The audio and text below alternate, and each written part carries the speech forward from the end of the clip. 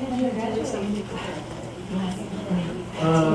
morning, everyone. Welcome to this section, and I think we are running a little bit late behind the schedule, so I would like to start my presentation now, if you don't mind. Yeah. So, did you enjoy your breakfast? Did you enjoy it? Yes. Yeah. Actually, there are two things that people do not normally eat before breakfast. Can you guess what are those things? Soup. Soup.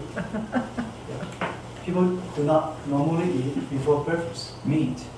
Meat. Soup. What else? Rice. Two things. Rice. Two things. Nobody eats before breakfast, it's the first thing. Two things. Before breakfast, people do not eat. Two things. There are two things people do not eat. Lunch and dinner. Exactly. Lunch and dinner. Bingo. That's the answer. Right. So this presentation is about applying schema theory to writing instruction at a local context at a university in China. And schema theory has been widely used in reading research, not in writing research, back in the 1980s. But recently there are renewed interest in schema theory. Yeah, some people they try to redefine schema theory, redefine schema, the concept of schema. Due to the connection between reading and writing, the literacy activities, right? These two activities, reading and writing. So I thought maybe it might be possible to apply schema theory from reading research to writing research. And basically, schema refers to the background knowledge of a subject or an activity.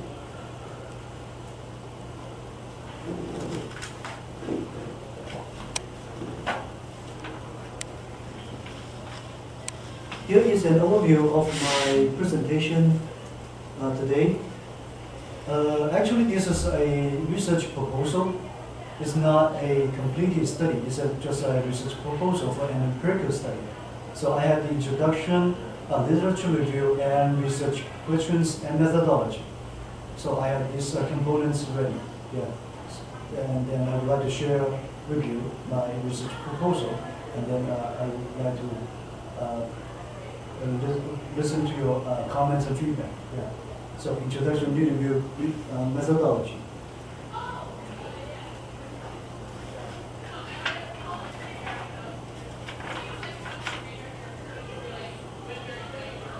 Introduction, the background of this research. The context is in China.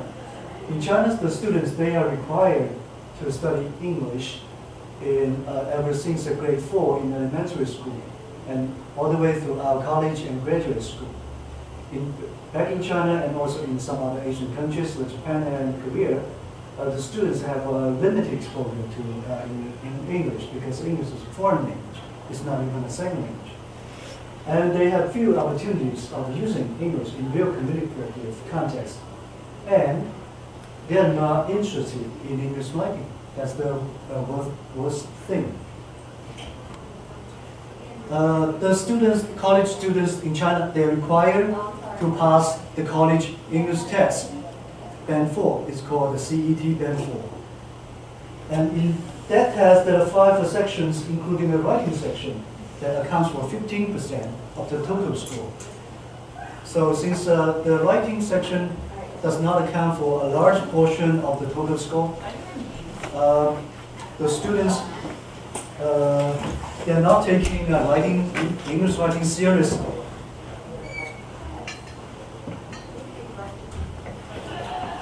For the writing section, those Chinese college students, they are supposed to write an expository essay of about 100 to 150 words within half an hour. The reality is that most of those test takers, they score pretty low on the writing section, with an average score of a 6 out of the total score of 15%. So they score less than 50%, half, 50% of the total score.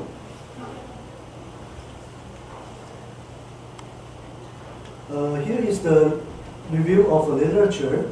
There are 4 main composition pedagogies in the West.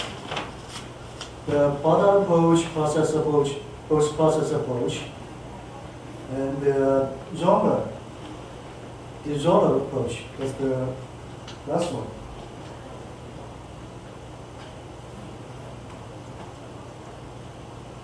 But also, on the other hand, there are knowledge gaps in this body of literature.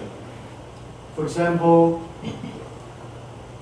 we have yet to explore how the students activate their prior knowledge or schemata in different stages of the composing process. How they modify existing schemata to construct new knowledge. How they analyze a reading passage to construct schemata.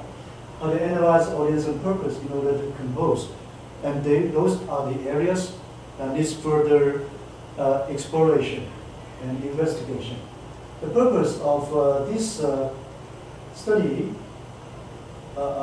is as follows. In the previous 4 main composition approaches, the 3 essential dimensions of a composition were treated separately. For example, in the product approach, most of the time people deal with the textual dimension of a composition. That's the product approach.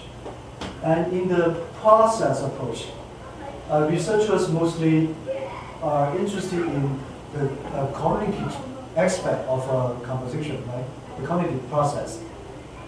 And in the post-process approach, people focus on the contextual dimension of composition. So those 3 dimensions were treated separately. So probably it might be useful to look at all 3 dimensions with an integrated approach, integrated. And previously in 2008, I wrote an article trying to introduce schema theory to contrastive rhetoric. And I proposed that an alternative hypothetical model of second language writing needed to consider the interrelationship among the 3 fundamental dimensions, namely text, cognition, and context. In addition, I proposed a notion of a building formal schemata with ESL student writers. And recently, I have another article.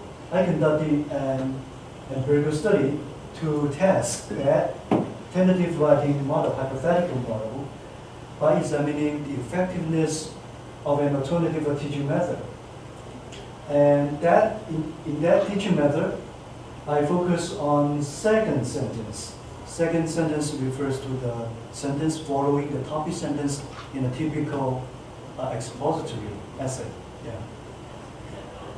And so I tried to help the students to construct formal schemata for second sentence. So that article has been accepted by referee journal for publication.